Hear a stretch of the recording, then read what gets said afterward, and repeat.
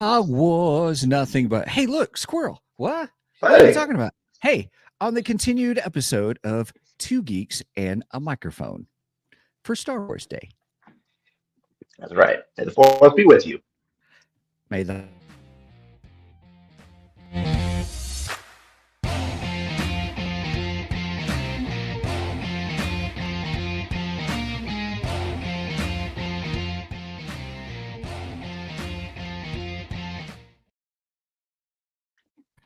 Hey, everybody. Welcome to our May the 4th extravaganza. We love ourselves from Star Wars, and so we are doing some extended Star Wars extravaganza-ness.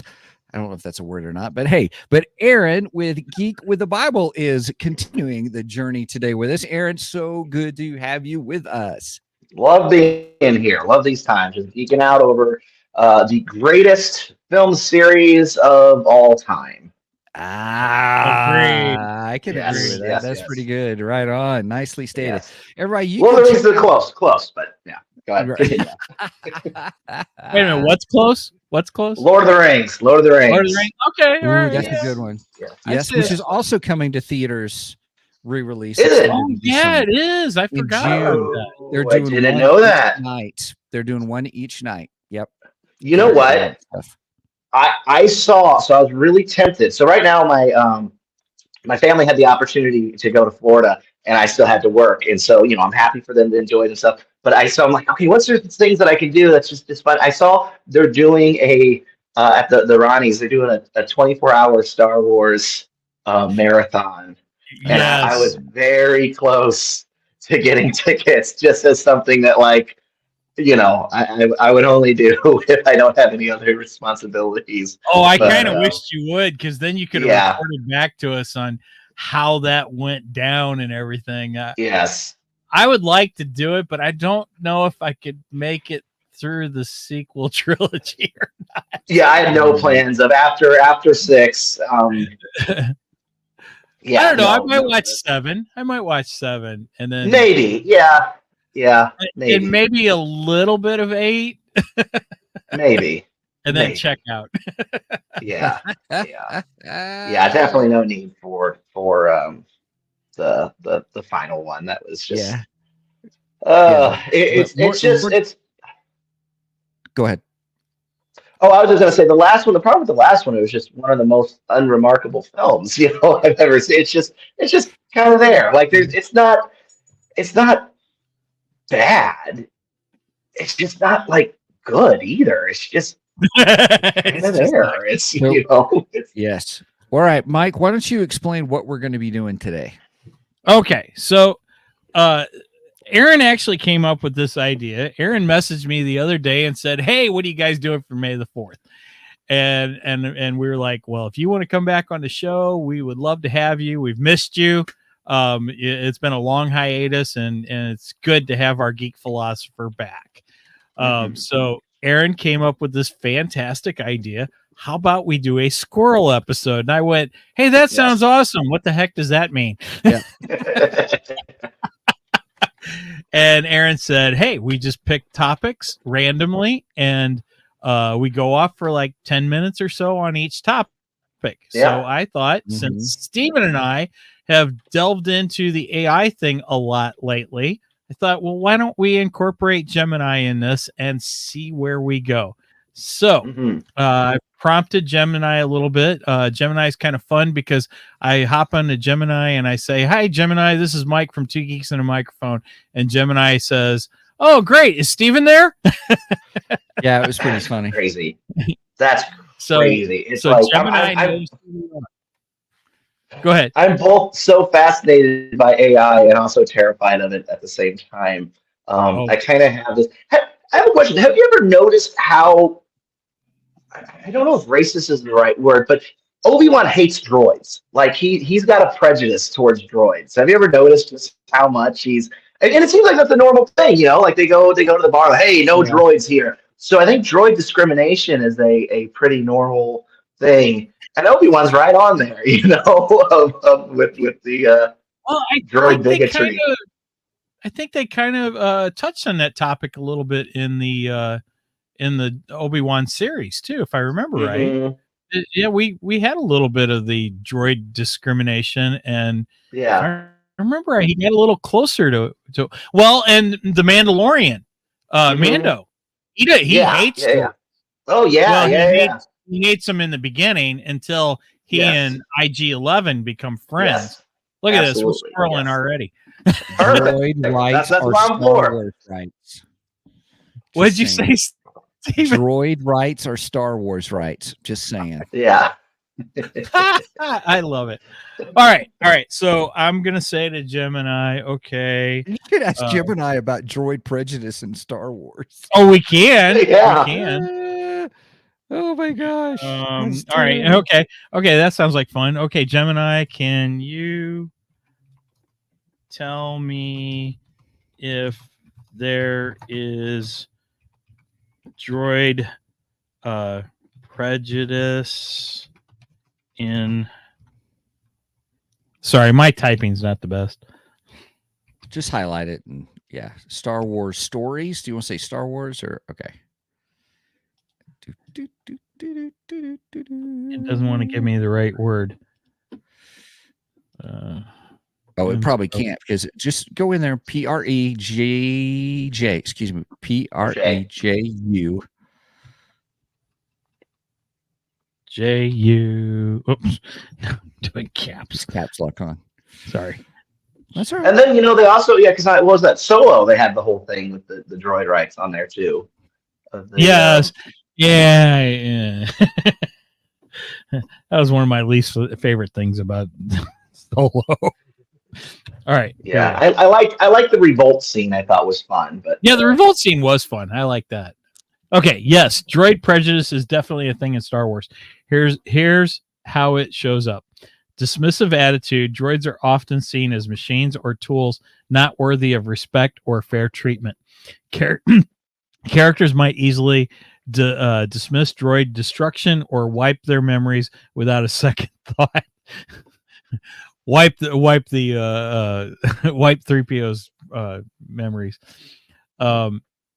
Exclusion. Right. Places like Mos. Yeah. But they didn't wipe R2's. That's because R2 doesn't really talk though. He ain't no snitch. Yeah, that's right. Snitches get stitches, right? That's right. I want to make a T-shirt. I really want to make a T-shirt of the snitch from Harry Potter, the Golden Snitch, with arms holding Stitch from Lilo and Stitch, because snitches get stitches. I like that. That's good. Cool. Exclusion. We just talked Aaron, about that was a really good one. I like that. That was funny. Places like Mos Eisley Cantina wouldn't allow droids entry, highlighting a social barrier, which they highlighted that in, I think it was Mando, where the bar was actually ran by droids instead of humans. That's right. I forgot about that. But then you got the reverse with the Ewoks, where they worship 3PO. So you got both extremes in there. Yeah, this is true. Let's see. Legacy of the Clone Wars. The trauma of a droid army wreaking havoc during the Clone Wars likely fostered distrust and prejudice towards droids in general, which that's exactly where Mando gets his hate of droids, is because his village was attacked when he was a child. His village was attacked by the super droids, or whatever you want to call them. And he absolutely hates droids up until he becomes friends with IG-11, and then that kind of starts to change his attitude towards the droids. So, however, there are also counterpoints. Yeah, I was just going to say, I would love to learn some Ewok theology and figure out some of the backstory of why they worship protocol droids. Like, was there some rogue protocol droid who went there claiming to be God and had like what's the backstory there? Ask Gemini. Ask Gemini. Okay, hold on, but that's interesting that you see it that way, because see, I just saw it as they see him as this golden figure. I don't even think they realize he's a droid. I don't think they even know what he is. I think they're just mesmerized because of he's so shiny, Squirrel. Yes. Yeah. So Exactly. valued companions. We see heroes like C-3PO and R2-D2 treated as valuable friends by Luke and Leia. Droids with sentience. The film acknowledges that some droids, like protocol droids, can develop sentience and individuality. Overall, see, and Obi-Wan doesn't.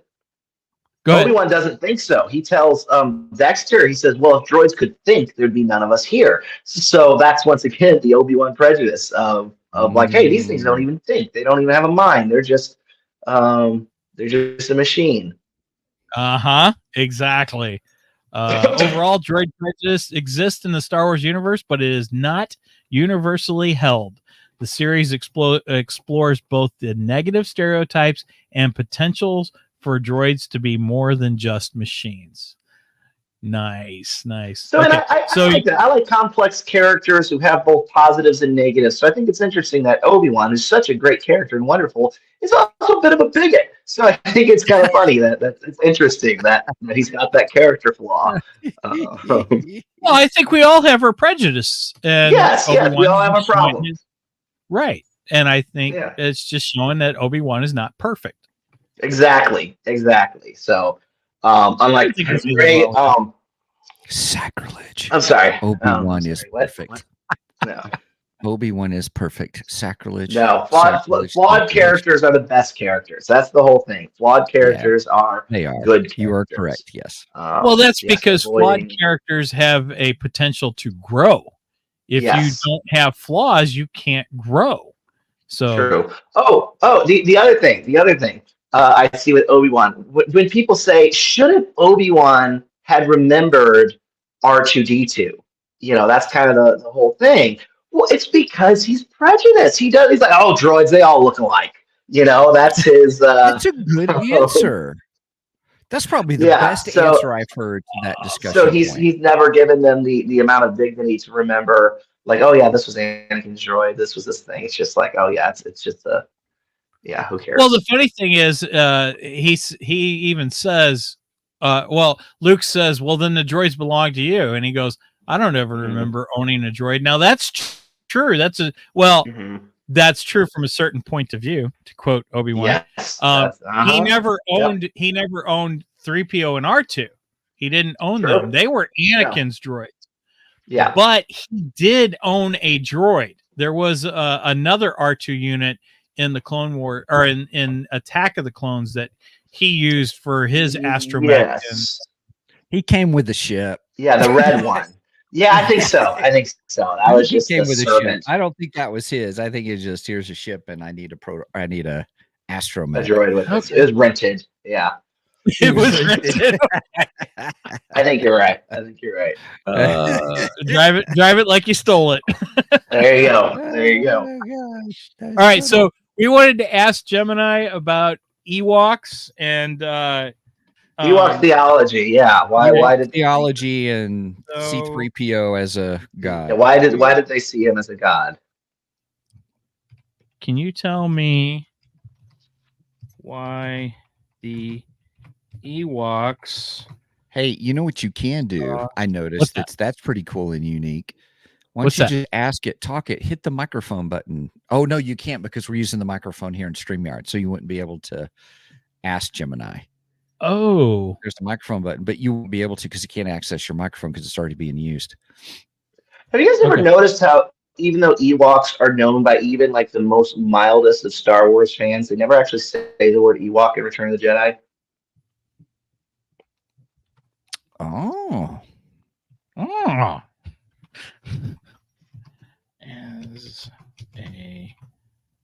How interesting. Okay, let's see what Gemini has to say. All right. Okay. There we go. Here it goes. It's pretty quick. The question I asked was, so can you tell me why the Ewoks saw C-3PO as a god? There are a few reasons why the Ewoks worship C-3PO as a god in Star Wars.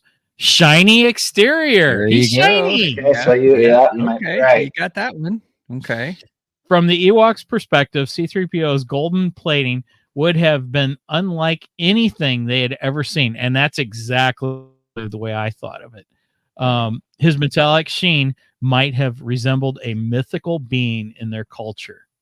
I like that. Oh, so that's more what I was thinking. That was my thought, that there was something in their past that had. He reminded them of. Yes, yeah, that's some like I mean I don't know. That's the thing that would be interesting to explore. It's like, was there some rogue protocol droid who came in there and presented himself as a god? And there is a Doctor Who episode similar to that. It's called The Face of Evil. Star Wars. This is Star Wars, not Doctor Who. Yeah, but it's the 4th Doctor, and today is May the 4th, so it still applies. Anyway, there we go.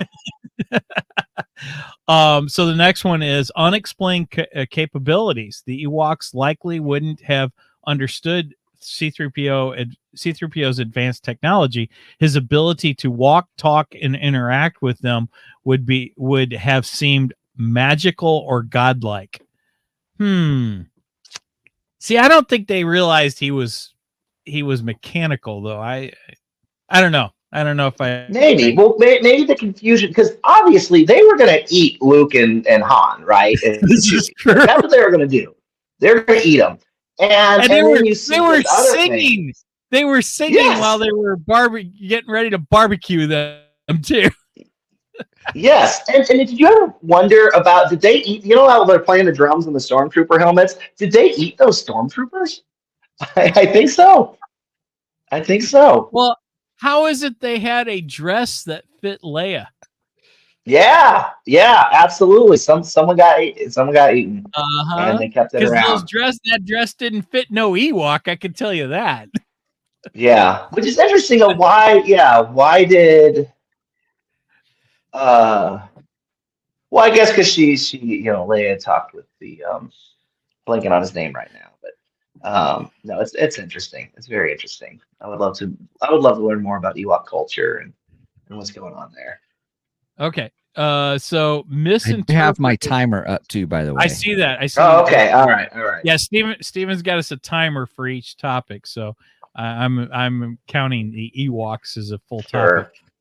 Misinterpreted arrival. C-3PO and his companions arrive on Endor just as the Ewoks are facing the threat of the Empire. The Ewoks might have seen their arrival as a divine intervention, with C-3PO as the golden savior. That one's pretty good. Maybe. I would love to see the Ewok legends, 200 years after the events of Return of the Jedi. Like, how do they recount C-3PO and his, how he flew and was, to show his anger and all of that. Okay, so Aaron, about how old were you when Return of the Jedi came out? I was not existing yet. Oh, okay. So I was 86 was when I was born. And I got into them. So they did the re-release, the THX re-release in 95. So that's whenever. Yeah. So that was a special edition. So they did a VHS. They redid some of the quality of the film and the sound and stuff. They had in 95 they did a VHS re-release, and then they did the special editions in 97. So okay. So was that your first experience with Star Wars then? In 95. Yeah, 95 was. 95? Yes. All right. So how was your overall feel about Return of the Jedi? Oh, I loved it. I mean, honestly, even to this day, I can grant you why Empire is the better film, on a technical level. And wait. Say that again. Say that again. I understand. I understand why Empire is it's technically the best film, but my personal favorite. Just say you might not be as happy with this one. My personal favorite is Return of the Jedi. Whenever I'm watching the series, I'm always excited to get to Return of the Jedi. I have so much fun watching the movie. I enjoy it. It just reminds me. It just makes me feel like a kid again and all that. I mean, I love Return of the Jedi. That's my top one. Well, Very see, cool. I hear all this all the time about how people hated the Ewoks when Return of the Jedi came out. Really? And, yes. Yeah, and I don't remember that. I do not remember hating on the Ewoks. I liked the Ewoks, but Sure, yeah. I was 12 when it came out, so Yeah. I thought they were fun. I enjoyed them. Yeah, that's kind of the proper age for that to enjoy it. I think that the problem is the people who saw Star Wars as a teenager, and then you got Empire, which took a much more mature adult, it was a darker film, so it kind of kept up with it. And then Return of the Jedi kind of went back to the whimsical fun of the original. And I think people were kind of like, wait a minute, I thought this was going to mature with me. So you got that within the Harry Potter films. They start off as children's films, and each age, as it progresses, it's kind of fit for that age. So by the time you get to the last Princess Leia slave job outfit. Yeah. Yeah, so I guess you could grant that one as maturing with them, but yeah, well, but yeah, that was every boy mine and Steven's age. Yeah, mm-hmm. Yeah, we all love slave Leia. Indeed. So, and then we get to Phantom Menace. And then you got the people who grew up, so like yourself, that was still pretty young whenever Return of the Jedi came out. And then you got this goofy Jar Jar Binks character come up. And it's like, wait a minute, what are you doing in my Star Wars? What are you doing in my yeah, so I think that was a lot of the negative reactions towards his character. Because most people I know who were kids whenever that came out, like, love Jar Jar. I mean, they're perfectly happy with it. Right. Oh, yeah, yeah. All right, so I just asked Gemini, can you give us a new random Star Wars topic?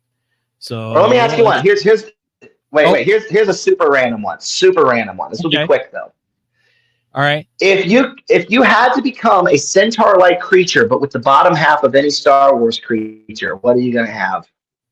Ooh, that's a good question. That's a good question. Let me think. The bottom half of any Star Wars creature. Oh, I know. It'd be a tauntaun. A tauntaun. That's a good one. That's a good one. Although Han might try to sleep in you, but besides that, right. They smell. That's a good one. I like that. They smell even worse on the inside. Yeah, and you are going to smell bad on the outside. I mean, that's a fact that's going to go with it. But yeah, no, tauntaun would be a good one.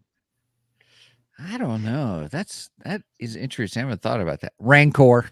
Oh, nice. I'm just kidding. I'm just teasing. I don't know. Oh, man, I'm trying to think about how that would work. Like, I'm trying to think if your torso would be bigger. You'd be really big. I don't know if I'm curious how the dimensions would work with that. Like, would you just have these giant legs? Probably wouldn't work real well with the tauntaun either. I think so. I mean, if you think about if you think about like a centaur, I think, if you take the head off of the... That's actually what I was thinking about. Yeah, no, I think that would be a good one. I have no idea. Okay. I have no idea. Well, what's your answer, Aaron? Oh, man. It's a good question. Tauntaun was actually one of the first ones I thought of, too. I think... I don't know. It would be kind of fun to have some little Ewok legs with just kind of scampering around. I don't know. Maybe let's see here. Wampa. Yeah, but then Luke's gonna try to shoot me. So that's the Womp Rats. Womp Rats. No, I'm sorry. My mind went to Womp Rats. Not Wampa. That's actually a good one. Well, I like that. I'm gonna go with that one. I like that. Wampa would be a good one. With the Wampa, you have to worry about Luke cutting your arm off. That's true. That's what happened to the Wampa. That is true. And Mark Hamill has stated that he didn't want to cut the Wampa's arm off. Really? Well, yeah. He's like, I didn't want to do that. I didn't want to hurt the Wampa. Yeah, well, he's trying to kill you, dude. Did you ever see the Robot Chicken episode when Luke's at a gas station and the Wampa comes on the other side and it's struggling to get his keys out and all these things because he only has the one arm. And Luke's just kind of shamefully hiding.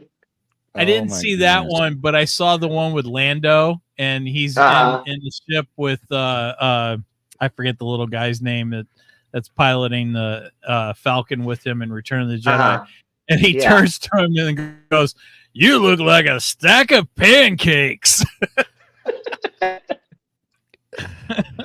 Like, I thought you were gonna say the one whenever he's like, Vader saying, I've altered the deal. Pray I don't alter it further. And he's like, oh, this deal keeps getting worse all the time. And he's like, and you must wear these clown shoes. And oh man, this deal keeps getting worse all the time. It's like, and you must be riding this unicycle. And the deal just keeps getting worse and worse and worse. Oh, that's hilarious. Okay. All right. Let's see what Gemini has. All right, Gemini. Let's show us what we got. All right. So I said, can you give us a new random Star Wars topic? And she says, sure. Here's a new random Star Wars topic for you to discuss. The trade routes of the Outer Rim, smugglers, scoundrels, and spice runners. The topic dives into the seedy underbelly of the Star Wars galaxy. Discuss the major trade routes that cut through lawless regions like the Outer Rim. Can we re-ask it to give us a fun topic?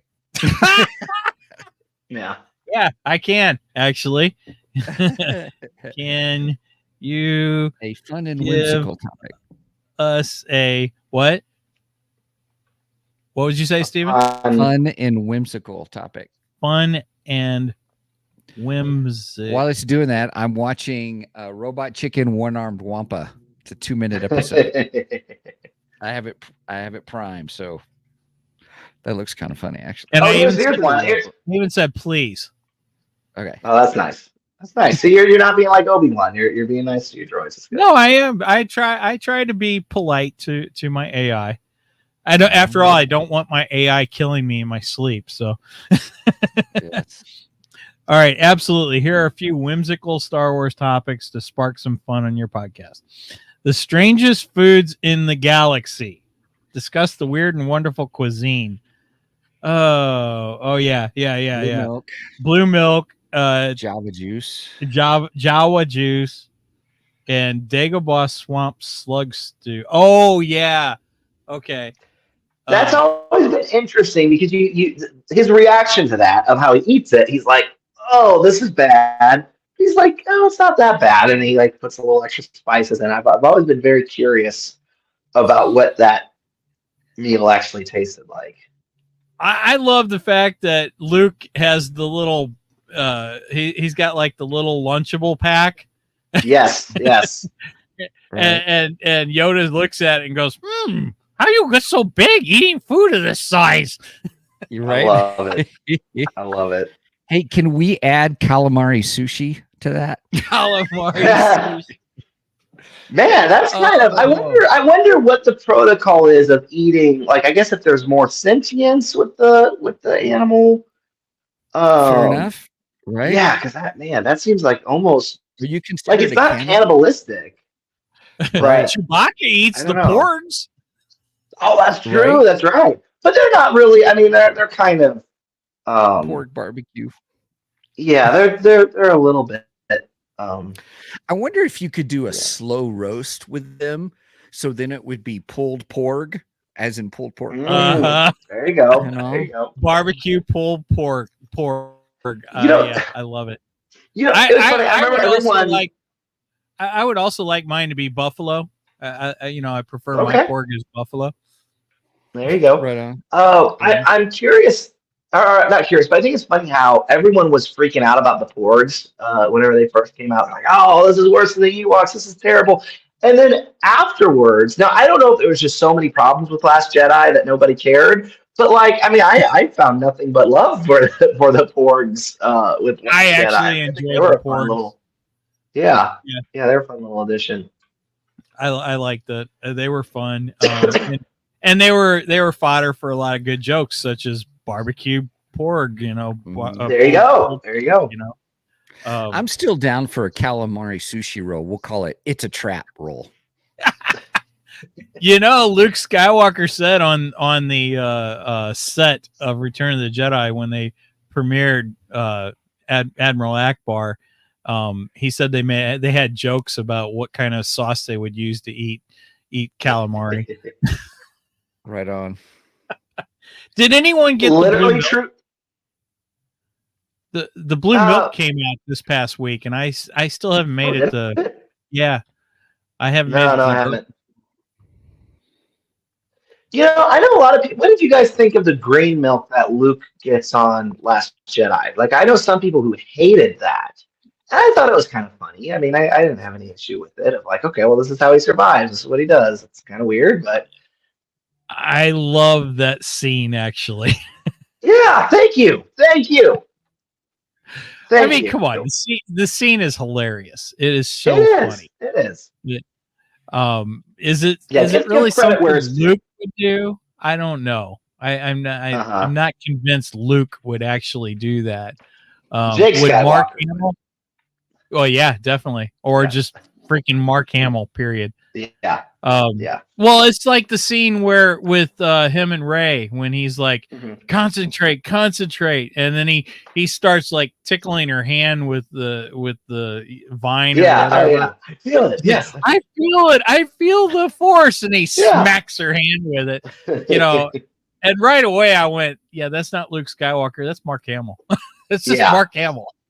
Which is fine. I love it. That's my thing with Last. Like I that portion of the film, I really do love, and I actually say like it screwed up the whole trilogy. I'm not going to deny that. And I despise the whole Finn and Rose stuff. I think that was done very poorly. I'm not a big fan of the what they did with Poe Dameron and the stuff in that. I mean, it was okay. I don't think it was the worst thing in there, but it was fine. But then I really do love the whole I remember there was one time I just skipped over all the other stuff and I just watched the Luke, Ray, and Kylo Ren stuff, and it was excellent. I loved it. It was great. So that's kind of more or less. I mean, I can talk about it. There's a feature on the Blu-ray where you can turn off all of the audio and just play the soundtrack and watch the film with just the soundtrack. Oh, that's interesting. That's probably the way they should show it in the film, in the theater. Yeah. Well, that's the funny thing, because I know Lucas, he always talked about that his idea, which I think was just an excuse, but he said the idea is we're going to tell this visually, and with visuals and music. That's primarily what's going to be going on, and the dialogue is not going to be that heavy. It's not going to be that impactful or whatnot. But because I think like Lucas, he is an ideas guy. He is really, really good at coming up with amazing ideas and pushing technology. That's where he shines. Actually writing out the dialogue, not as good. But yeah, I mean, because you look at like Indiana Jones, he didn't write Empire in Return of the Jedi. He did not do the script for those films. But he had the ideas, he had the story, he had the general gist of it. And that's even like with some of the criticisms of the prequel trilogy. Like, I mean, there's a lot of the dialogue is really bad. I mean, it's really it's not good. But the idea, what's going on in the films, the actual story itself, I think is top notch. I mean, I love the stories of them. Nice. Okay. I'm just waiting for the Geek with a Bible cut of the Last Jedi. Oh, there you go. Maybe. Geek with the Bible. Let me throw this out there. This is what I like to ask a lot of Star Wars fans. If you have somebody who's never seen Star Wars, how are you going to tell them to watch the films? What order? Is there anything creative, unique, anything you're going to do? Where are you going to start? Are you just going to start at 1? Are you going to start at 4? Are you going to start at maybe Rogue One and then go into 4? Or what order are you going to watch? Now, I've actually had this. I've done this before. Okay. And my recommendation, of course, was before Rogue One came out. And I would always say, watch the originals, then watch the prequels. And then I guess watch the sequels after that. But my thinking is you have to watch the prequels after the originals, because it ruins the whole aspect of Anakin being Luke's father, and you don't get that same impact that you got when the originals came out if you watch the prequels. Steven, what do you think, Steven? There. I don't know. I'd start with the first one, episode 1. Okay, that's the way George with episode Lucas. 1. Okay. I'd start off with episode 1. Yeah. So here's a unique way to do it. Now you could either, I would say, start with either episode 4 or Rogue One. Start with one of those two. Then watch Empire. So, and then you've got the reveal. Oh my goodness, Luke is Darth Vader's father. What's going to happen here? Then go into a flashback. Then watch 1, 2, 3, and then end with Return of the Jedi. I believe they call that the machete order. Something like that, yeah. Which I've heard some people say don't even include Phantom Menace in that. You don't even need that. The official machete. I am with you. I know the official machete order is skip out Phantom Menace, but I'm gonna I actually like Phantom Menace. I think it's I do too. It's kind of wasted in some ways. I think Anakin should have been older. I think they could have done more.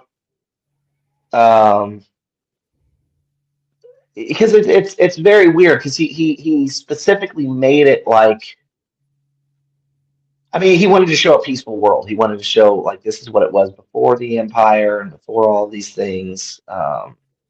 That's why everything is clean and pristine in Yes. the prequel trilogy, where in the original trilogy it's a used universe.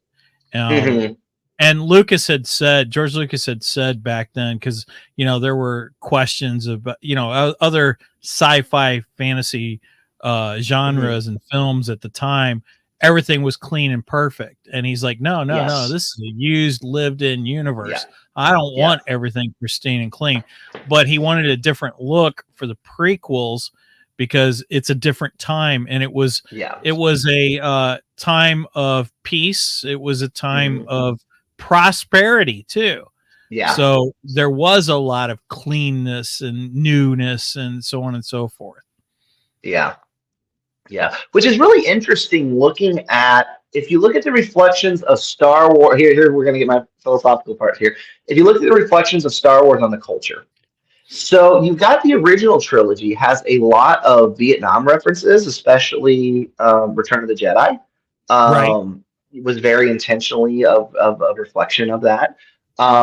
Then you got kind of the 1990s were actually, I mean, I've heard some people say this was kind of our height of civilization was the 90s, because then after 9/11, like things just kind of start spiraling out of control after that. And so you just kind of got, little turmoils, little problems, whatever, but nothing too big. So that's what was going on. And because even like, I know Newt Gunray sounds a lot like Newt Gingrich. So they got some of those. That. Yeah. Oh, I never put that together. Wow. Yes. And then you have these very strong parallels in, I mean,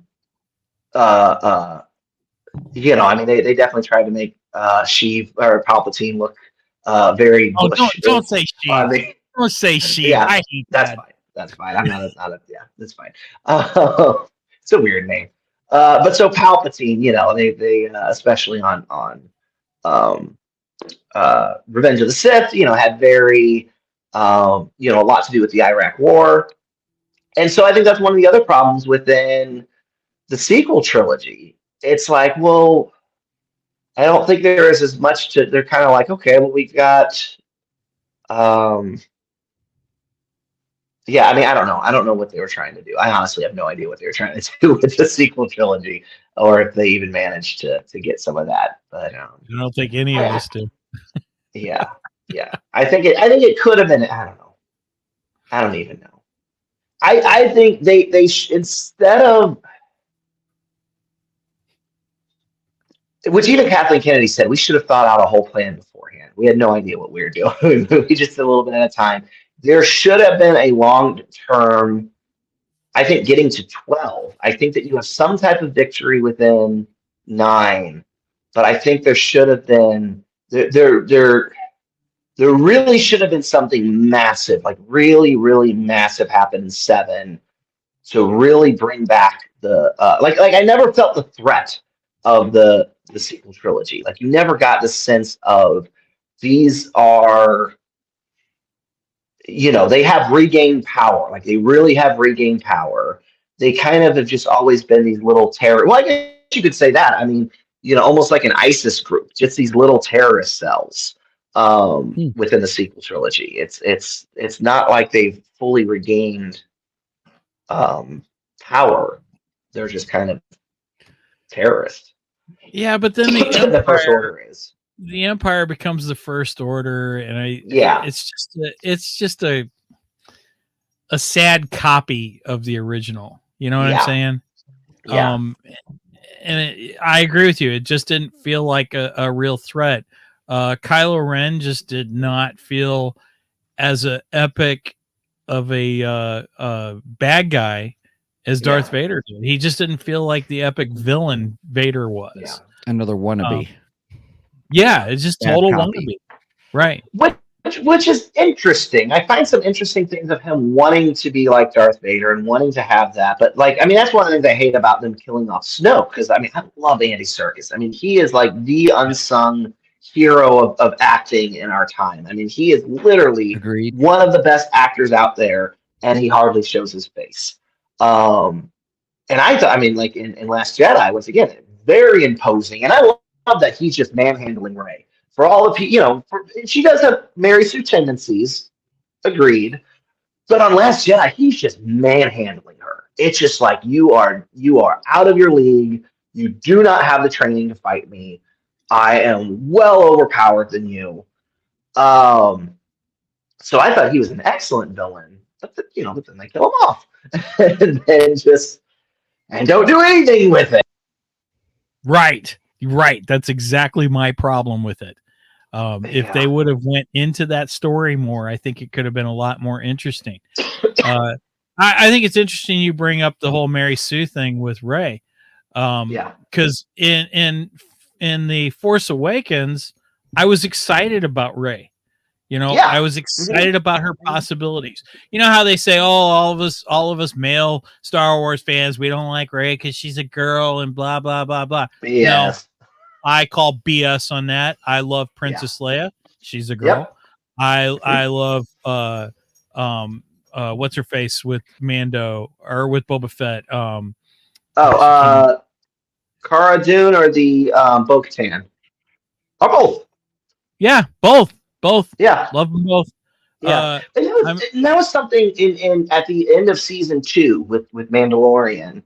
You had Mando there, and then I realized he had all these women warriors with him, but it didn't feel like this, like, oh, girl power, men are stupid kind of thing. It's just like, no, we are equals. Like, we are actually equals. We are soldiers. We are all fighting this battle. We are all on the same playing field. And it didn't feel at all that sort of,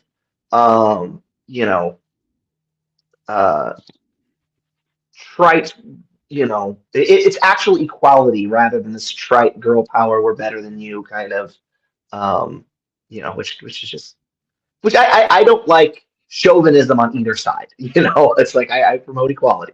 I don't want anybody saying, "Hey, we're better than you."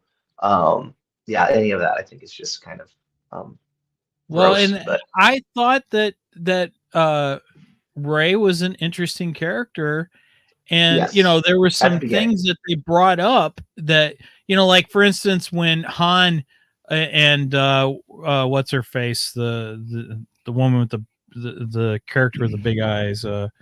Gosh, I can't remember what. Maz Kanata. Yeah. When he says something about the girl, and Maz Kanata is like, well, that's a story for another time. It's like, okay, how does she connect? And we never got that answer. We never did.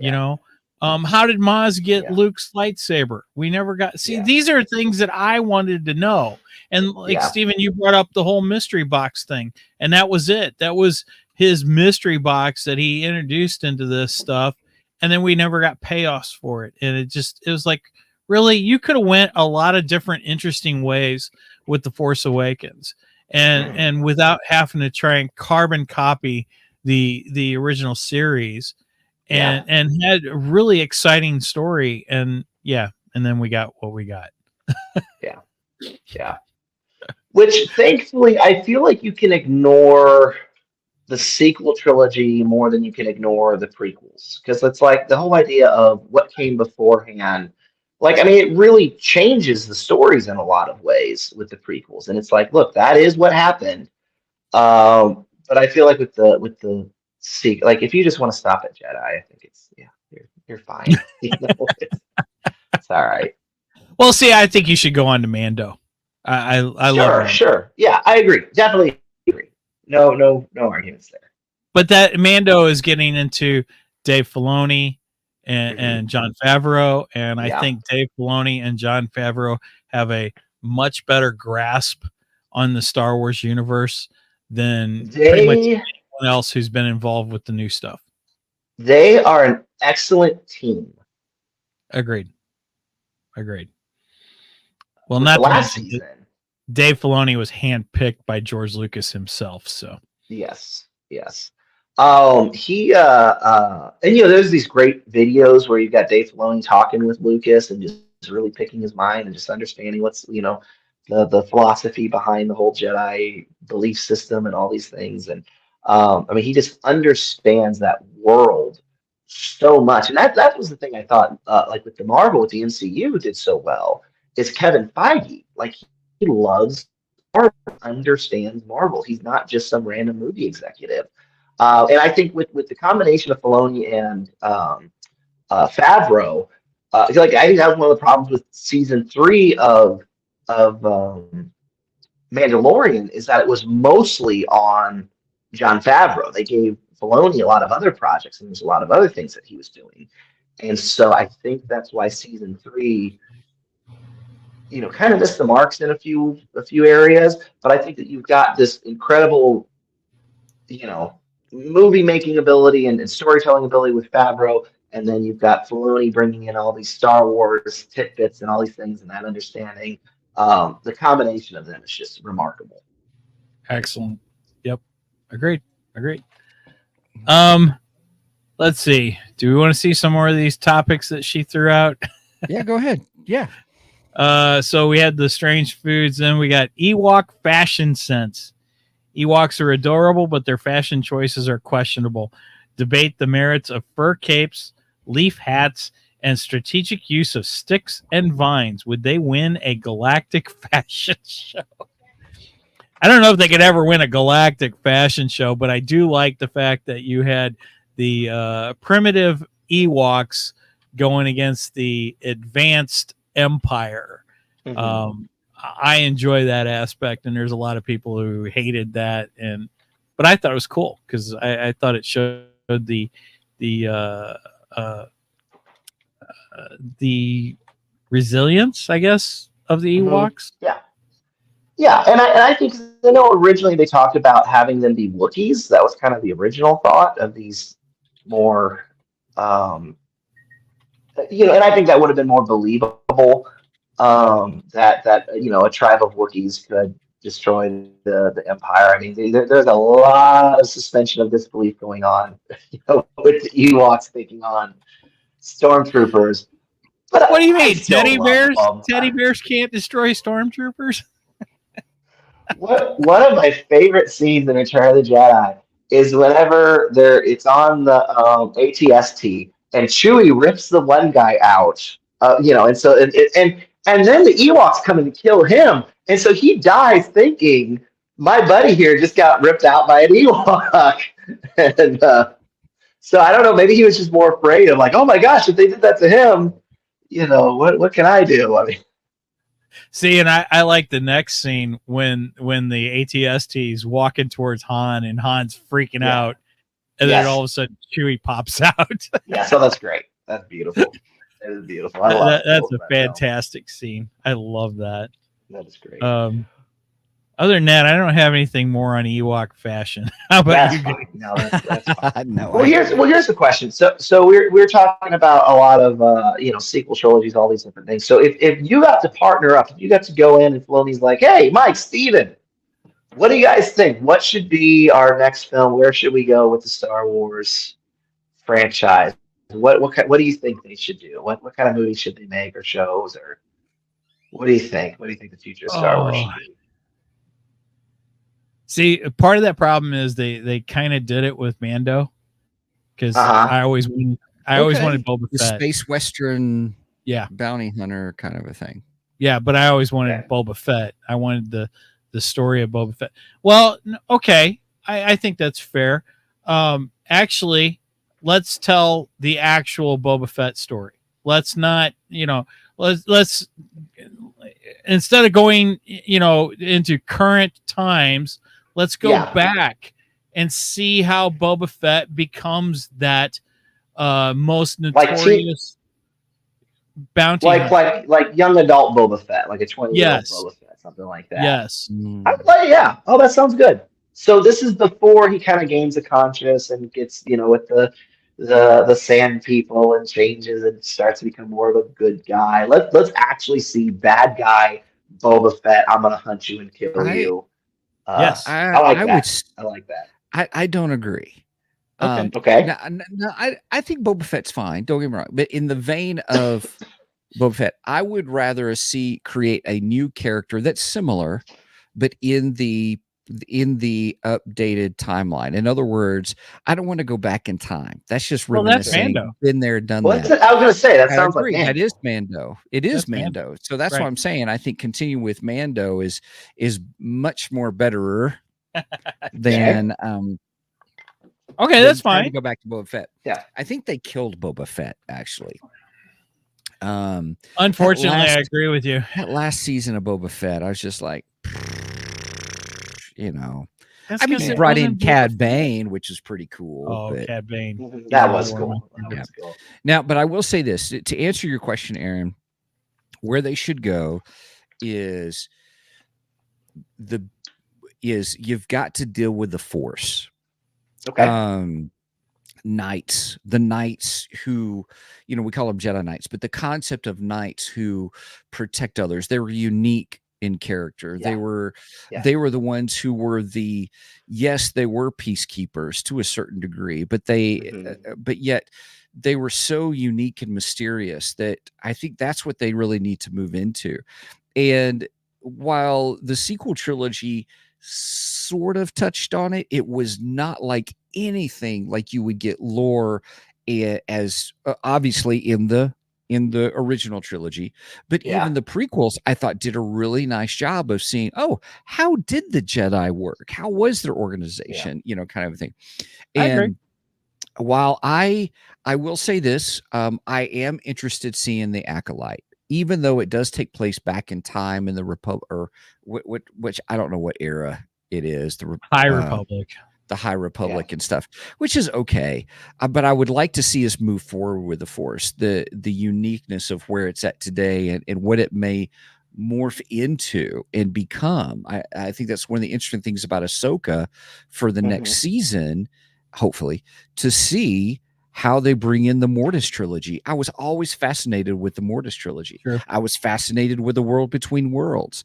There's so much to the Force area, or into this mythos of this religion, and what that could look into, or what that could be.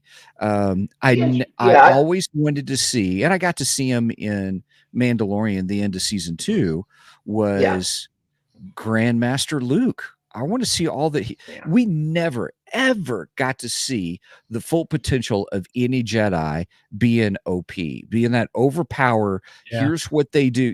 We did get a glimpse of it, but we never got a series about it. You want the Luke Skywalker bringing down this Star Destroyer. That's Star Killer from Force Unleashed. Yeah. I want to see that stuff. I want to see the full potential of what the Force could be, and we just never got that. Well, and we got a glimpse of Luke's academy in Mando, because when we meet up with Ahsoka, she's with Luke Skywalker, and we're seeing the beginning of his academy. But unfortunately, I believe that's been tainted by the sequel trilogy. You know, I think they ruined it with the sequel trilogy, and we didn't even get to see it developed. And I would have loved to have seen that. Yeah, you know, that would have given us more heart in the destruction of the temple when that occurred in the flashback that occurred. Agreed. That's a good thought. Great. Yeah. Aaron, go ahead. I'm sorry. Yeah, I kind of hate Luke in the I can't remember if it was in Boba Fett or Mando of just him training Grogu. Because like for me, and the worst thing about seeing what happened beyond Return of the Jedi, because what I see of Luke of being the balance in the Force is that we see in the prequel trilogy that the Jedi, they're kind of messed up. I mean, they're off. Like they're flawed, that they're like, oh, no attachments, no connection, no just you're just sort of this you don't have your individuality, you don't have you're just one with the Force. And that's wrong. That's not correct. That's not the way that it is. And then you got Luke, who is very much motivated by love. He's motivated by love for his father and connection to his father. Of I have to save him. This is my dad. This is my lineage. He's not just. I mean, that's very personal, and that's what Vader was picking at. Of maybe she'll turn to the dark side. So he had this thing. It was that's a the great love scene of his friends. Oh yes. It was actually love for his father whenever he realized, no, I'm not going to fight you. I will not destroy you. He kind of chooses attachment. He's like, because Yoda tells him, you have to confront Vader. You have to kill your own father. That's what I'm asking you to do. That's the way of the corrupt Jedi.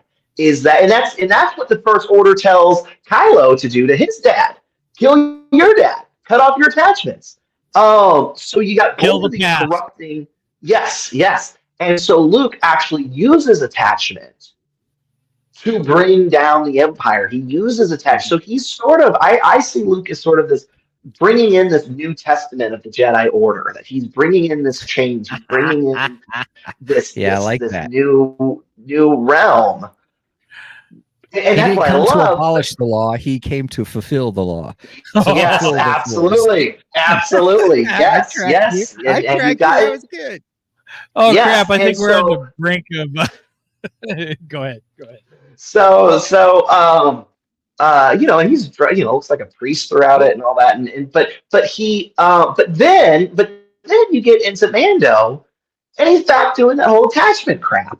Of get rid of attachments. And so that was the thing that kind of ruined my interpretation of it. And I think that's what allured me to the Gray Jedi concept. Was, as you put, I think it's aptly put, balance. Having a character that's balanced, that's both light and dark. Because is that not in the Mortis trilogy, is that not the father who balances light and dark?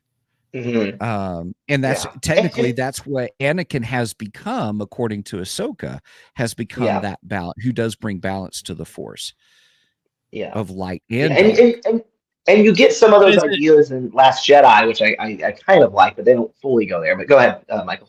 Is it Anakin that really brings balance to the Force, or is it finally Luke Skywalker?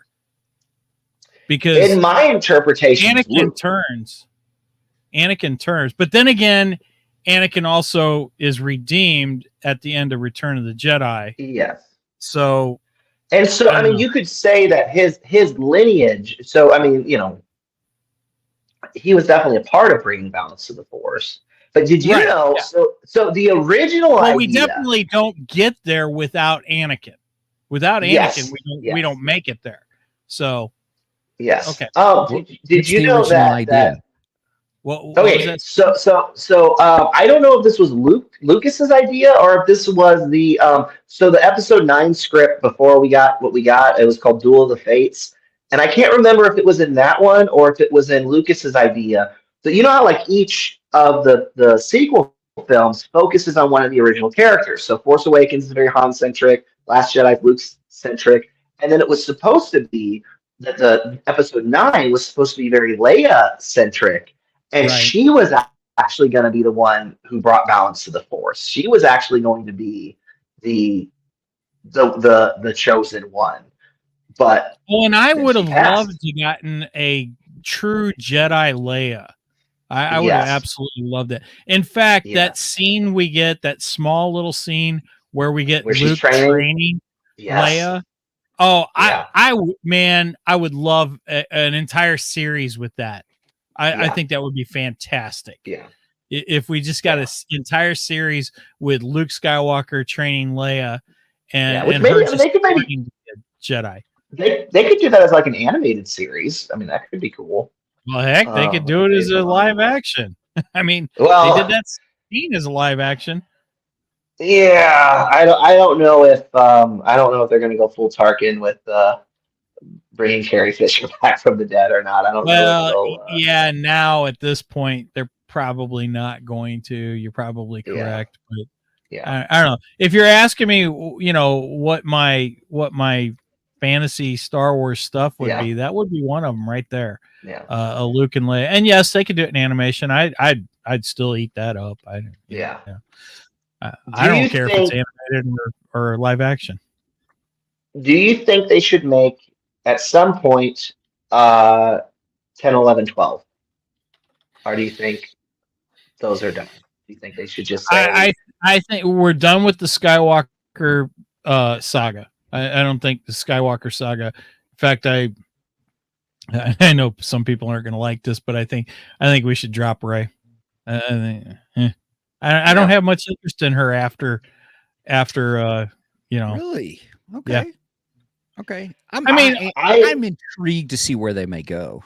Look, I'm not saying I won't watch it if it comes out. I'm not saying that at all. I'm just saying. I know they're making a Rey movie, which is weird. Yeah, they're supposed to. That's kind of what the other films were, but I don't want to see her in a starring role. I would be happy to see her as more or less a cameo. Really? Okay. And do some kind of a new, because I still have, I don't know. I in some ways I have hope that they could do it better, but you have a new hope. I did. Maybe. I don't know. There's just so much potential in what they could moving on and getting further out. This circles us back to your question that you asked us, was what would we like to see going forward? I want to see more and more of the Force. That's what I want to see. I want to see a new character. I want to see them grow from nothing in the first movie to really come into grips with who they are as this new, having this ability. With the second one, getting the training and development that they have and that they need. And then the third one where they are just one bad Samuel Jackson word kind of thing is what I mean. So it would be interesting to see the lore of who first discovered the Force. What were the ancient texts that were supposedly burned? They brought they are supposed to do that. That movie has been proposed that they're going to go all the way back to the beginning of the Force. I think that could be interesting if it's written right. And I really wished if they're going to do that they bring George Lucas into the fold with that one, because I think he needs to have some input if they're going to actually do that. Let him take a little bit of the reign. Well, I really want to see what he proposed to Disney with because that was originally his thing. Here are the ideas. That's part of this $4 billion deal. Are these ideas for 789? And then they said, thanks, but no thanks. I really would be interested to see what his ideas were. Because as I said, his ideas tend to be great, not always executed to the full extent, but his ideas are really good. So go ahead, Stephen. Well, I'm just going to come back and ask you the same question. Where do you think it should go from here? I mean, I think the past stuff would be very interesting. I think it would be interesting to see, as I said, go as you were kind of saying. I would want to see something really new. I would say, try not to just like whatever villain or force is coming up. I think shouldn't be a Galactic Empire knockoff. I mean, have something like one of the things I really love about Mando is this sort of lawless no man's land of chaos and there's no law and everything, because that's what I was hoping they were going to do with the destruction of I mean, they destroyed the Republic in Episode 7, and you get nothing after that with like the ramifications of that. I mean, you almost forget that they essentially blew up Washington D.C. is what happened, and it's just everybody else just kind of goes about their day. Sometimes I'd like to see that happen. Oh, sorry. Oh, yeah. So I think something very different. As I said, I would be fine with seeing Rey as as I said, a very, not even as much as like Obi, very, very sideline character, just kind of continuing the things. I think that last scene soured me on Rey. When when I'm going to take on Skywalker's name, even though I barely knew them. And, I hate that. I really, really. I think the idea, I don't know if it was to try to continue on the Skywalker legacy, and that it's like, oh well, we could make 7, 8, 9 continue the Skywalker lineage. But they claim this was the end of the Skywalker saga. So if you're going to make it the end of the Skywalker saga, why do you have her take on the Skywalker name? I don't understand that. It makes no sense. Well, here's something originally, and I actually like that they made it more inferred. Originally in Revenge of the Sith, there was a line where Palpatine tells Anakin, I did use the Force to create you. I made you. And he said, he said, so you could say, I am your father. So if that is, which they hint at it, whenever he's talking about Darth Plagueis the Wise, and says, he could create life. So I kind of like it better where it's not as on the nose, but you can kind of see that that's what was going on. And so, well, if you read Darth Plagueis, they kind of allude to that in any way. So. So if that is the case, I don't disagree with that. So Rey, because we actually haven't thought about this till more. So she was racked with this idea of, I'm the descendant of Palpatine, but you could also kind of say, well, she's kind of a Skywalker. It's sort of, she has that same lineage as Anakin and Luke. I mean, she's sort of a what would that be? Would that be like a niece? So you're telling me the Skywalker second cousin twice removed. Yeah. Yes, exactly. You're telling me that the Skywalker tree doesn't fork. Oh Lord, have mercy. Yes, exactly. Oh no. But it's not as just okay. Hey, this is Which one thing I'm still kind of ticked off about is that whenever she sees Luke and Leia, that Han wasn't there as well. I think Han should, because you never, in that whole thing, we never got Han, Luke, and Leia together again. I know, that was my biggest disappointment. We even just to see him there, even just in a ghost, because you had Harrison Ford came back talking to Ben, but it was almost like a you're my memory kind of thing. But if that would have actually been a Force ghost, and he could have said, she taught me a few things. Or Han doesn't have the Force, so I don't think I'm as distraught by that particular scene, and maybe as you are. But I agree, we should have gotten the big three together in one scene. That was the biggest. You got the Beatles together. You've got all the parts. Put them together for one last time. Yeah. And I don't understand why Disney did that. It makes no sense whatsoever. It was a huge mistake. But and I understand killing off Han Solo. I understand them making Luke this is what we're trying to get to. I understand all of those things. but it's still just disappointing that they weren't able to find some way of getting them all together. But Agreed. yeah. 'Cause Okay, I know so the writer. Yeah. I was just going to ask Stephen, Mhm. what would you think about going back to the Knights of the Old Republic? We've never really delved into that other than games and books, and I think there's good ground there that you could cover some of the things that you were talking about if we went back to the Knights of the Old Republic. That's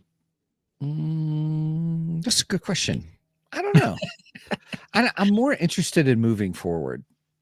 I want But the new you said stories. you were interested in the beginning of the Force, so No. oh, okay. No, I want to see what the No, Force that was moving me. forward.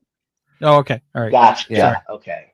Yeah, I want to see stuff. Okay. I So want to see new maybe. stories moving forward. I don't want to go back in time. Gonna go back in time. No, I don't want to. Well, that was great. I want to move forward.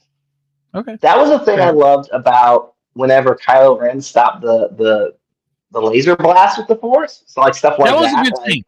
That was really cool. That was really cool. It's like, oh wow, yeah, okay, yeah, I agree with you. I do think that there is too much focus on this general, like they're episode 4 drunk a lot of times. Like they're constantly going back to that general film of trying to recreate episode 4 and kind of and yeah, I agree with you. I want to see something new. I want to see something fresh moving forward.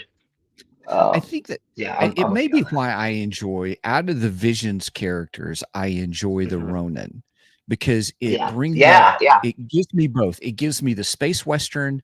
It gives me the Wanderer, like the old TV show Kung Fu, along with the Force, but then also being in the dusty, outskirts of the universe kind of. We have a Ronin episode coming up, by the way, too. That we do. So back to the Mando praise. One of the things that they really that they did right with Mando that they didn't do with the sequel trilogy.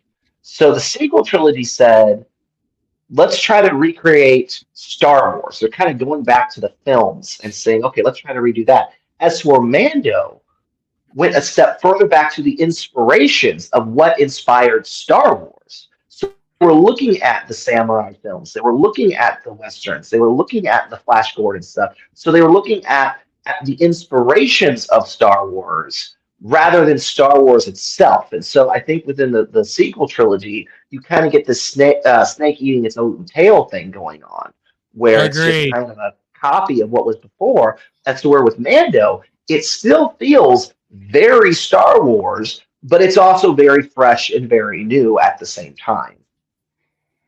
I totally agree. You went back to the concepts that George Lucas was looking at. He was looking at the old spaghetti westerns. He was looking at the mythology the old Kurosawa films. And yes, Mando gave us exactly that kind of stuff. It was exciting, it was fresh, and it was a lot of fun. That was Yeah, it was great. And I loved one of my favorite characters to come out of that was Mayfield, the Bill Burr's character in there. Amazing. I mean, and he's only in 2 episodes, but like the character growth that they do. First, having a very one-dimensional, hey, I'm this kind of wisecracking bounty hunter type thing, and then just kind of seeing his backstory and the Jade, like that. I love that character.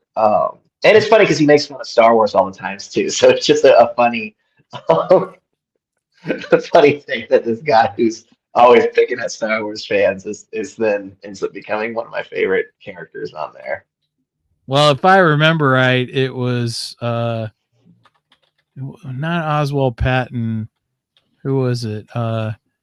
There was a particular comedian back in the day when the prequel trilogies came out. Simon Pegg, that's who it was. Simon Pegg. Simon Pegg was the one that said we need to go back in time and kill George Lucas before he creates the prequels.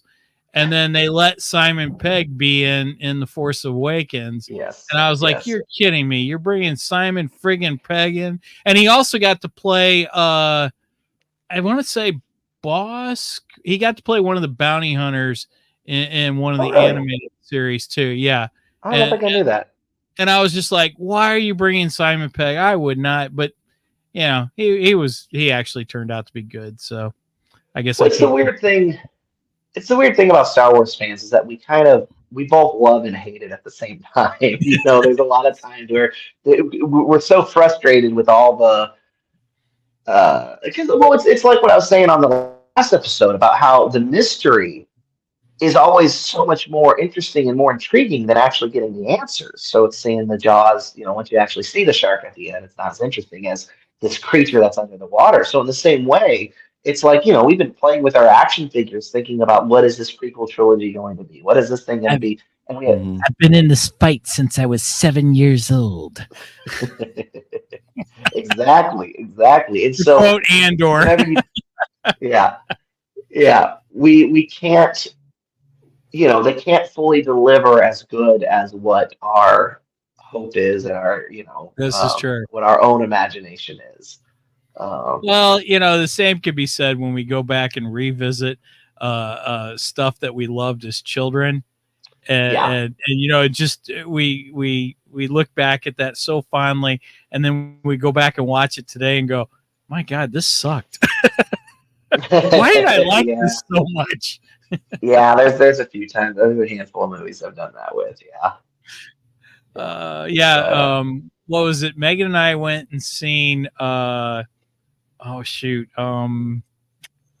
Cemetery. That's what it was. The new one. Yeah, the new one. And I was like, oh, we need to watch the original before we go see it. And so we watched the original, and I went, oh crap, I shouldn't have rewatched this. It was better in my head. Yeah. No, those are facts. That happens. So, some of the legacy, the idea behind it, or you know, or sometimes you're just comparing like all the other things that has, you know, how the genre has gone on. It's like, so there's certain films that I can appreciate, like, okay, well, nobody's ever done this quite the way you know, that they were the first ones to do it. But then sometimes all the copycats ends up being better than, you know, the copyright sometimes that copycats sometimes actually improve on what the original was. True. Okay, my sister's asking a question here, and I actually have the answer to this. Ask Gemini, though. What's I'm that? Just kidding. Ask Gemini. Oh, I can, but I know the answer to this. So my sister wants to know, when did May the 4th become a thing? Was it a marketing thing? I need to school George. Okay, so May the 4th actually began with none other than Prime Minister Margaret Thatcher. When Margaret Thatcher was elected Prime Minister of England, the establishment put out a ad in, I don't know what newspaper, because it happened on May the 4th, and they decided to make a play on May the Force be with you. And they said, congratulations, Maggie, May the 4th be with you. That was the first time in history that was when the phrase was actually coined. I didn't know that. Yeah. I love that history. I think it's fantastic Star Wars history. But then Star Wars fans for many years would, you know, make the play of May the 4th be with you, and most people all just thought we were dorks and, you know, stuff like that. It wasn't until well, yeah. Well, I prefer geek, but, you know. Agreed, yeah.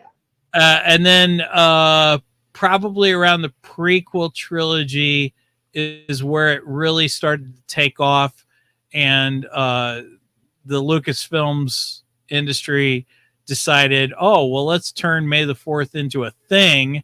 We already know it's a thing with fans. Let's use it to promote and sell items and so on and so forth. And that's when the steam really started to get going. But it started with none other than Prime Minister Margaret Thatcher. That's funny because I think also I think Disney or someone they would do the Star Wars celebration a lot of times, and I think that was around. I'm trying to remember if that was around the May the 4th as Well, well. Or if yeah, that the was a Star different Wars time. celebration would usually happen around May, and it would either happen around the release of the Star Wars: A New Hope, which is May 25th, which is what I like to refer to as Orthodox Star Wars Day. Yes, yes.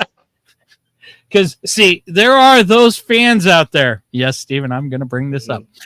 There are those fans out there that hate May the 4th. In particular, a particular YouTube guy who got mad at me and blocked me, who I used to follow religiously, and then he became a jerk. Yeah, I'm talking to you, Michael French. Michael French, host of what was it, Star Wars, or what the heck is his? I don't even know. He had a great action figure YouTube channel. He still does. And I loved his action figure channel because he had great ideas and used to restore action figures. And then he just became this guy who dumped on other fans and crap like that. And I got to not like him.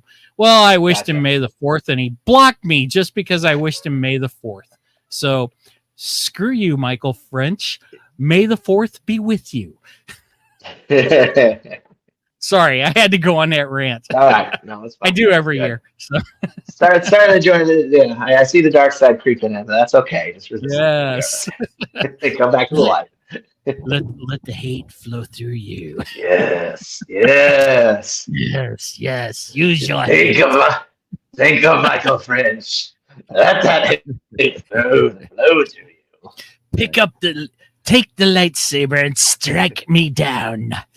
Take your keyboard and blast him away in the comments section. Oh yeah, the Junk Man has wars with him too, by the way, and we've had the Junk Man on our show too. So. Oh yeah, I think I like think listen to that one. Yeah. So I mentioned I mentioned that at Disney they do the Star Wars celebration.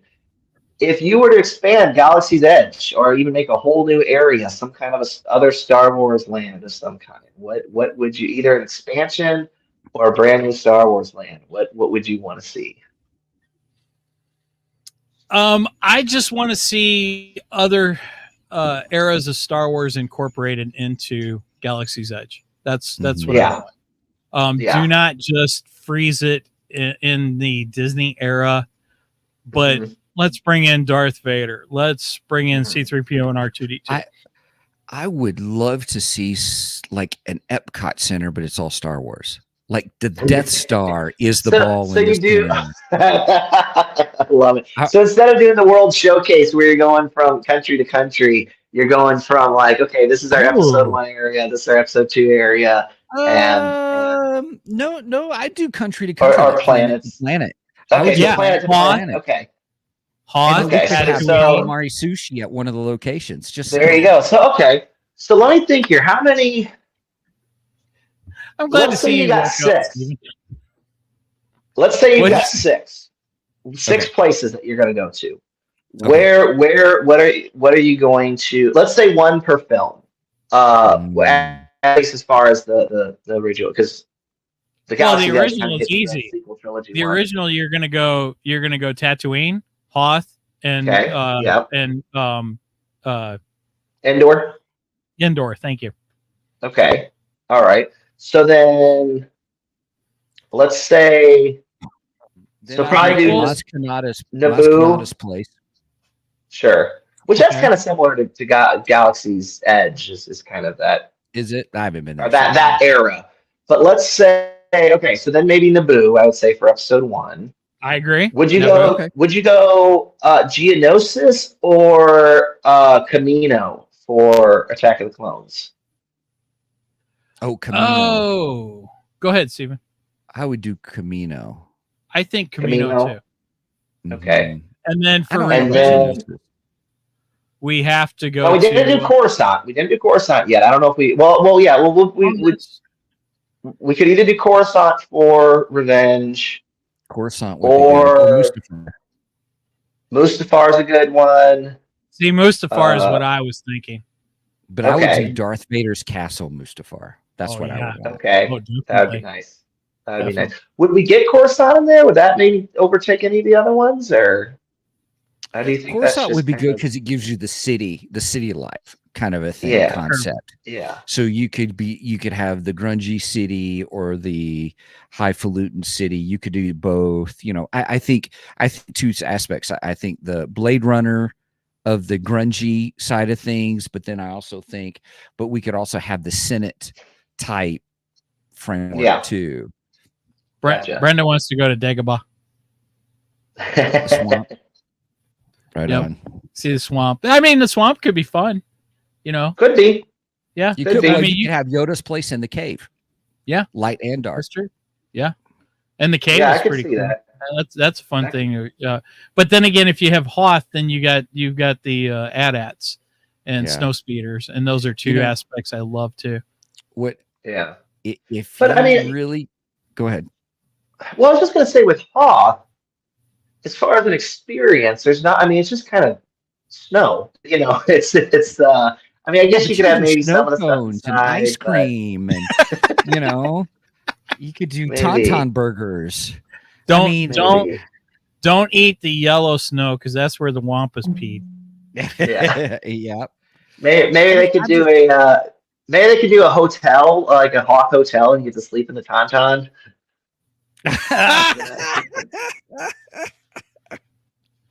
Yeah. You'll be warm in this, kid. Yes. But if you push me of a theme park, of a Star Wars theme park, Yes. I would want to see more than anything else a Jedi training facility framework. In other words, you could get people Ooh, I who like could that. come and do a week. Like, if you're going to go do a week, let's do a week of learning and training and making our own Yeah. lightsabers. And day one, I start off as a Padawan. Day two, I continue as an older Padawan kind of a thing. Day three, I'm a Jedi. I'm a Jedi Knight. Day 3 and 4, and then day 5, I'm a master. And you go through the Jedi books. You know, you get those with you of here's the different forms, and you know, and you get to practice and play and do different things, and that it you know like how police academies and stuff now have this new technology where you can go through and have scenario rooms where it's all done by video, and you have a special gun that you're going through doing scenarios. I've done You that. could do that with Jedi stuff, or stormtrooper training. Sure. Yeah. No, but I would want to do it as all Jedi stuff. I mean, Yeah. Just miss the target for stormtroopers. Like, oh, you're too accurate for this. Oh. I've actually done the Right. police academy stuff because our Belleville Police Department, I don't know if they're still doing it, but they had a citizens academy thing, and I attended it a few years back, and I got to go to their simulation, which is held over at SWIC, and it's this huge simulator screen, and they simulate different scenarios, and you have to interact with the people in the scenario as an officer, and I actually shot a guy square in the forehead. He popped out Did of he the deserve back it? of, huh? Did he deserve it? Yes, he popped out of Okay. a back of a pickup truck with a shotgun. He was going to shoot Okay, me, and there I you go. shot him All square right. between the eyes. Yeah. Oh, good. Yep. Good. But that I'm just saying, if you could really do that, have different worlds to different places, different masters, learn the cultures, but you could have food at the different places. You could do, you know, you start here and move your way to the end. I mean, there's just so many things that you could do that would be more interactive than just, you know, doing, I don't know, you know, okay, yeah, here's the Millennium Falcon. Yay. Yeah. But let's do a ride in the Millennium Falcon. Let's do a ride in the Well, they do have a X-Wing. ride in Yeah. the Millennium Falcon. Oh, do they have a ride? Yeah. Unfortunately, I didn't get to ride in it because it was broken down that day. Gotcha. See, and They you said Vader's Go ahead, Castle. I would have some kind of ride to incorporate Vader's Castle too. Mhm. You know. Go ahead. Now I know they had something kind of like that because they had that, I forget what it was called, but it was like it was a hotel experience thing that didn't last that Disney tried to do of that was kind of similar to what you were saying. It was it was meant to be almost like a cruise, but at the hotel and it was like you were on a Star Cruiser, and they had some of those training. I mean, it wasn't quite to the extent of what you were saying, but they would have some training things there. But that didn't fully unfortunately that pan out for the movie. Yes, it did. It was so I expensive. mean, being that expensive, it was really expensive. And so it's like, okay, not only do you have to have like mega Star Wars fans to get here, but Star Wars fans with that kind of money, it's just like, yeah, there's not. Right. Well, and not to mention that who could afford that.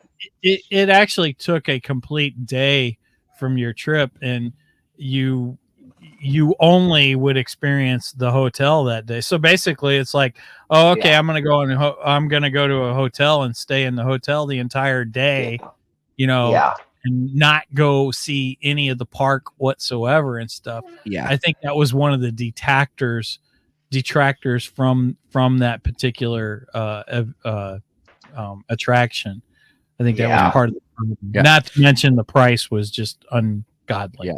Well, hey, I hate to cut this short, but I'm going to need to head out, but I don't want to cut your guys' conversations and stuff like that. So if you guys want to continue. Well, I know you've got. We got Star Wars stuff to do today. So yeah. All right. Well, gentlemen, an hour and a half. Yeah. So I'm like, oh, I gotta get. Yeah, that on top of the first episode. So that's like 2.5 hours of Star Wars content. Yeah. That's plenty. All right. Well, first of all, Aaron, thank you so much for joining us today. We always love having our Geek Philosopher on the show. And don't forget, you are always welcome on the show, no matter what the topic is. So anytime you want to come back, shoot us another message, and we will make sure and get you on the show. And if you get something in mind that you want to do a show on, let us know, and we'll make that happen. So, all right. I still want to get you to watch Fight Club at some point. Okay. All right. Well, maybe we'll do an episode on geeky, but yeah, that's at some point. We'll definitely have to get a Fight Club one in, because that's. I think you can geek out about that. I think so. It is. So as far Star Wars, I started off this off saying that this is my favorite series. Fight Club is my favorite individual film. Like that. Oh. That is my favorite. So interesting. Yes. But I thought we didn't talk about Fight Club. Apparently not. It is going to be hard to have an episode on a movie you don't talk about. Yeah. It's all part of it. Yeah. So, all right, everybody. Be sure to check us out at www.twogeeksmike.com and all the stuff there. And so if you missed our first episode, go back to first episode. If you're curious about what's coming up, go to twogeeksmike.com. Okay, Mike, there you go. You know what? In the first episode, I think I skipped over this, but if you haven't yet, please make sure and go and like and subscribe to us on both Facebook and YouTube, and give the YouTube bell a tickle, ring, whatever, ding that dong, whatever. That way people. What? No, go ahead. Oh, and make sure and subscribe. That way people will see us more, and we'll get to that, Michelle. And I'm question. I'm on Facebook. Oh, okay. I was just going to ask you. Okay. Anyway, yeah. Make sure and like and subscribe to us so more people see us, and share our content with other people that you think would like. And we go live every Saturday morning. I know I didn't do that as well as I normally do. I'm out of episode. I'm out of sync. We go live every Saturday morning on YouTube, Twitch, Facebook, all the other places. 9 a.m. Central Standard Time. You do the math for the other areas, because I don't like math. Aaron, if they want to catch Geek with the Bible, what should they do? Go to Facebook. That's the primary place that I'm at. I know I'm coming back a little bit from, I had a break for a while. I'm slowly coming back here and there. Also, I do make shirts on Etsy at Fun Christian Shirts on Etsy.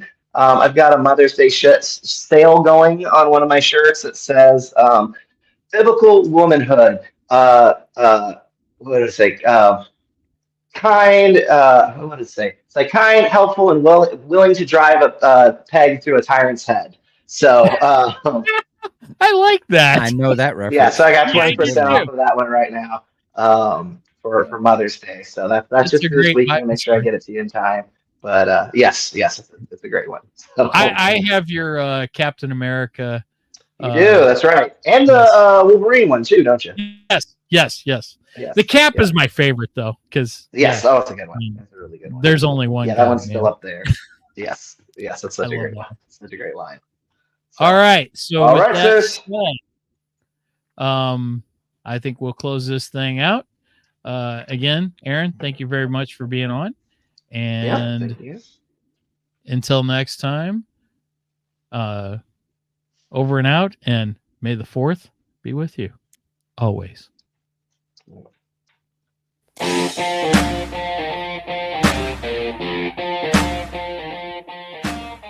Thank you for joining us today on the Two Geeks and a Microphone podcast.